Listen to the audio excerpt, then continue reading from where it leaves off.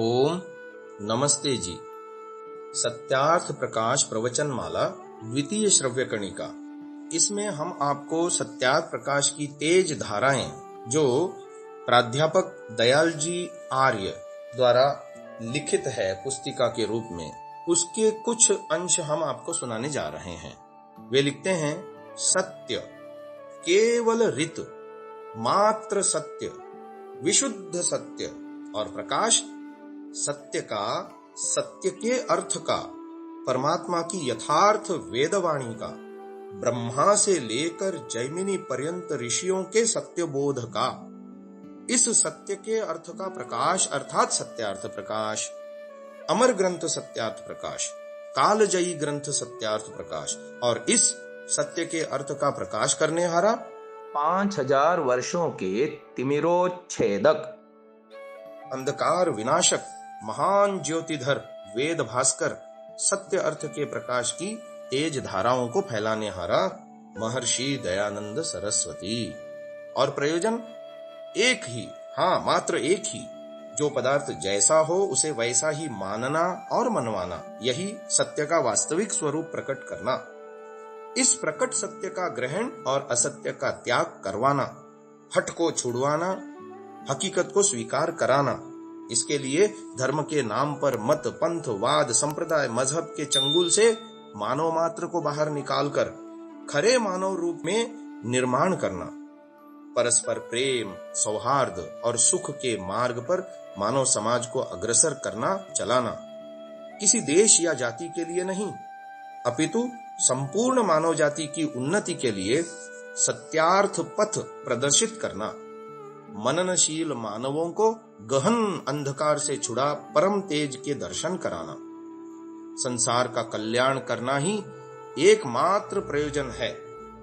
महर्षि दयानंद का सत्यार्थ प्रकाश की रचना करने का महान उद्देश्य संपूर्ण मानव जाति को एक वैदिक मानव धर्म के झंडे के नीचे एकत्रित करना था। इसके लिए मजहब, पंथ, संप्रदायों को धर्म में परिवर्तित करना, यही उनका लक्ष्य था। कारण कि संप्रदायों का आधार धर्म है, परंतु इनकी विकृतियों, रूढ़ियों और अंधविश्वासों ने धर्म को हिंदू, ईसाई, मुस्लिम आदि मजहबों में रूपांतरित कर दिया है। जो इन विकृतियों को दूर कर दिया जाए तो संपूर्ण मानव जाति को एक धर्मी बनाया जा सकता है। इस महान कार्य के लिए स्वामी दयानंद ने सर्वप्रथम चांदपुर के मेले में सांप्रदायिक विद्वानों को इकट्ठा करके परस्पर सत्यासत्य का विचार करके धर्म में हुई विकृतियों और परस्पर के द्वेष को दूर करने का प्रयत्न किया, क्योंकि उनकी दृष्टि में यह कार्य इस तरह सरलता से हो सकता था, परंतु भोली भाली जनता को भ्रमजाल में फंसाए रखने वाले, स्वार्थ सिद्ध करने हारे मजहबी सांप्रदायिकों ने पूर्ण तरह से सहकार नहीं दिया। सत्यार्थ प्रकाश ग्रंथ उपरोक्त दृष्टिकोण से लिखने में आया है। परस्पर के द्वेष का नाश करना, यह एकमात्र सत्यार्थ प्रकाश का उद्देश्य था, जो तात्कालिक रूप में महर्षि को समझ में आया। जो लोग सत्यार्थ प्रकाश की इस भावना को नहीं समझते हैं, वे घोर अंधकार में हैं। स्वामी दयानंद ने संपूर्ण ग्रंथ में किसी के भी प्रति व्यक्तिगत रूप से आक्षेप नहीं किया है, किंतु सांप्रदायिक विकृतियों को सप्रमाण समीक्षा की है। इन विकृतियों में ईश्वर और मनुष्य के बीच कोई अवतारी पुरुष अथवा पैगंबर का होना, उनमें चमत्कार होना और उनकी पूजा करनी और करानी, यह सभी संप्रदायों में लगभग समान रूप से हम पाते हैं। इन विकृतियों का आरंभ महात्मा बुद्ध और महावीर के समय से हुआ है। इन महात्माओं की मृत्यु के बाद उनके अनुयायियों ने ईश्वर के स्थान पर उनकी पूजा शुरू कर दी। देखा देखी आर्य हिंदुओं ने भी 10 से 24 अवतारों की संकल्पना करके बौद्धों के समान मंदिर बनवा कर पूजा पाठ का आडंबर शुरू कर दिया।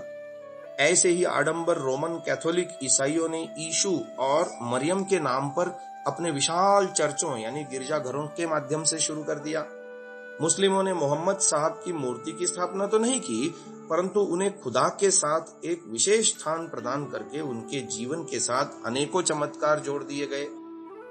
स्वामी दयानंद का यह महान संदेश है कि ईश्वर ज्ञान का आदि स्रोत, सर्वशक्तिमान, सृष्टि का कर्ता, व्यवस्थापक और नियामक है।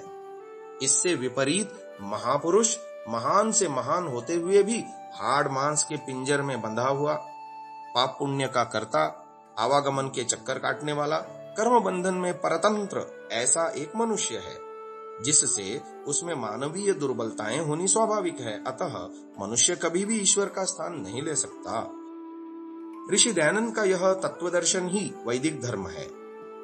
इस तत्वदर्शन से विपरीत मान्यता ही विकृति है और संसार के सभी मतपंथ इस विकृति से ग्रस्त हैं। सभी संप्रदायों में विकृति रूपी बीमारी समान है, इसलिए इसका उपचार भी समान ही है। इस दृष्टिकोण से ऋषि दयानंद ने युग परिवर्तनकारी, क्रांतिकारी, दिव्य प्रासादिक ग्रंथ सत्यार्थ प्रकाश की रचना की। इस अनुपम ग्रंथ की रचना का आधार महर्षि दयानंद का विशाल शास्त्र ज्ञान, व्यापक अनुभव और दिव्य प्रतिभा है। कार्ल मार्कस की बात हम आपको गत श्रवणिका में समझा चुके हैं। महानुभाव, इसके बृहत्काय स्वरूप और विषय के विषय में थोड़ी सी जानकारी जो हमने सूत्र रूप में गत श्रवणिका में बताई थी, थोड़ा सा विस्तार से इस श्रव्यकणिका में बता रहे हैं। 14 उल्लास अर्थात आनंद देने वाले और प्रकाश फैलाने वाले प्रकरणों की समुल्लास नामों से रचना की गई है। यानी इसके अध्यायों को समुल्लास शीर्षक दिया है महर्षि ने। पूर्वार्ध में सामान्य भूमिका के साथ दश समुल्लास, क्रमशः 10 श्रेणियां चढ़ता चढ़ता मनुष्य विशुद्ध मानव रूप में निर्माण होकर जीवन के उद्देश्य को प्राप्त कर सके, उसके लिए विधि है। प्रथम समुल्लास में ईश्वर के सच्चे स्वरूप की पहचान कराने के लिए 100 नामों की व्याख्या है। दूसरे समुल्लास में संतानों की शिक्षा और माता पिता के कर्तव्य दर्शाए गए हैं। तीसरे समुल्लास में ब्रह्मचर्य और विद्या प्राप्ति से जीवन की सफलता बताई है। चौथे समुल्लास में गृहस्थ धर्म बतलाकर सुखी संसार की चाबियों का गुच्छा झुलाया है। पांचवें समुल्लास में मुमुक्षु के लिए वानप्रस्थ और संन्यास आश्रम की राह बताई गई है। छठे समुल्लास में राजधर्म और आर्य राजनीति का दर्पण है, जो कि सुराज्य का चित्र खींचा जाता है। सातवें समुल्लास में वेद ज्ञान और ईश्वर के स्वरूप को प्रकट किया गया है। आठवें समुल्लास में सृष्टि उत्पत्ति का विज्ञान और तत्व ज्ञान का दर्शन कराते हुए स्वराज्य का शंखनाद जिसमें किया है। नौवें समुल्लास में विद्या और अविद्या, बंध और मोक्ष के स्वरूप को जानकर ही मानव जीवन सफल हो सकता है, ये संदेश सुनाया है। 10वें समुल्लास में आचार, अनाचार, भक्ष्य, अभक्ष्य आदि से व्यक्ति, समाज तथा देश और जाति के उत्थान के लिए प्रेरणा के पीयूष का पान कराया है। इस पूर्वार्ध में मनुष्य जीवन की सार्थकता को पूर्ण करने के लिए बताई हुई विधि की 10 पैढ़ियों की एक सीढ़ी है। पूर्वार्ध यह बाल और युवा, गृहस्थ, त्यागी, स्त्री, पुरुष, राजा हो या रंक, सब के लिए आत्मोन्नति के शिखर पर चढ़ने की एक निसरणी है। यह लौकिक, अभ्युदय और निश्रेयस की मंजिल तक पहुंचाने की निश्रेणी है। यह तप, त्याग और प्रेम के नैसर्गिक चढ़ान में सबल, विमल, निर्मल, अविचल ऐसी सुवर्ण सोपान दशक की सनातन संलग्न एक निश्रेणी यानी उत्सरणी है। और उत्तरार्ध जहाँ विधि होती है वहाँ निषेध भी तो होता है। पूर्वार्ध में दर्शाए गए आत्मोन्नति के मार्ग पर कदम बढ़ाते समय अन्यों द्वारा बीच में आए हुए विघ्न, बाधाएं, अंतरायों का झुंड खड़ा कर दिया जाए, तब उसे पहचानना भी तो जरूरी हो जाता है। ईश्वर पुत्र, ऋषि मुनियों की संतान, वीरों की वारसदार यह आर्य जाति देवत्व के पथ से कैसे भ्रष्ट हो गई, भटक गई, दीनहीन किस कारण बन गई, पतन के गहरे गड्ढे में कैसे गिर पड़ी? कारण इसने विधि को छोड़ दिया, ग्रहण करने योग्य को त्याग दिया, निषेध को अपना लिया, त्याज्य को धारण किया। वैदिक धर्म में उदात्त विधि वाक्यों को छोड़ दिया। परिणाम स्वरूप संप्रदाय और मत मतांतरों के निषिद्ध त्याज्य अंतरायों को इसने घेर लिया। इसलिए पूर्वार्ध में स्वयं कहाँ खड़ा है, स्वयं की क्या स्थिति है, यह स्व की परीक्षा करके जान लेने पर उत्तरार्ध में पर या पराये की परीक्षा का पथ प्रदर्शित है, जिसमें वह किसी मत मतांतर संप्रदायों की बुद्धि के भ्रमजाल में न फंसकर दूसरे के चक्कर में अपने आप को पतनित न करे। इसलिए अंतिम 4 समुल्लासों में 11वें में हिंदुओं के मत मतांतर के भ्रमजाल का पर्दाफाश किया है। 12वें में बौद्ध, जैन और चारवाक मतों के दुर्गम दुर्ग को भेद डाला है।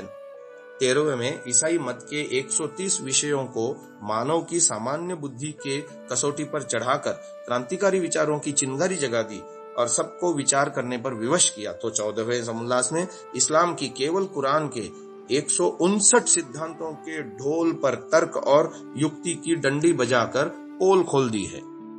इन चारों समोल्लासों को लिखने से पहले प्रत्येक की अनुभूमिका में स्पष्टता करते हुए कहा कि इनमें कोई भी व्यक्तिगत द्वेष, सामाजिक किसी भी प्रकार की घृणा, किसी जाति पर आक्षेप करना उद्देश्य नहीं है, परंतु सत्य का प्रचार और प्रसार मात्र उद्देश्य है, जिससे कि प्रत्येक मनुष्य में स्व और पर की परीक्षा और अधिकार प्राप्त करके सत्य के निकट पहुंचा जा सके।